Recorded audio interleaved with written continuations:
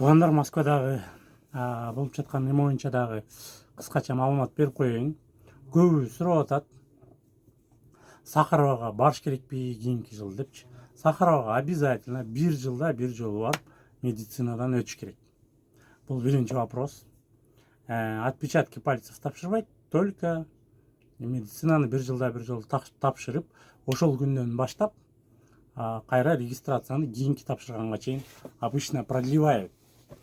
Бул биринчи вопрос. Экинчи вопрос болсо, мурунда айткам, азыр да айтайын, телеграмдан авиабилет албагыла туугандар. Вот каждый день, болбосо да в неделю 2 раза. Общая стоимость интернеттегиден 2 эсе арзан билет болсо эле, авиабилет, это кидалово туугандар.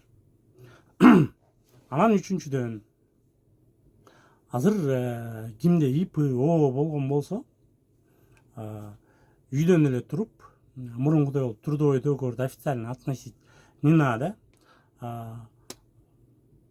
Договор аренды менен ким канча кишилерге жумушка орношкон болсо, ошону через госуслуги жөнөтүп койсо болот. Ошону менен жумушка официально туруп калат. Анан ИПОдо иштегендер билип койгула.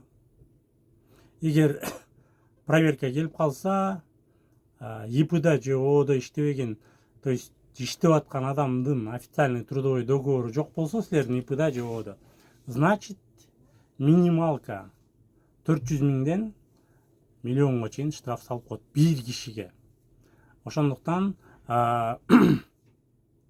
ИП ООдо өзүнүн кыргыздар ИП ООңор бар болуп, кишилер ачык жерде көбүнчө первый линия домов ошондой жерде иштетип аткан болсоңор, сөзсүз же самозанятый кылып койгула, же официальный трудовой договор кылып койгула. А трудовой договорду болсо через госуслуги можно сделать очередке турбай эле.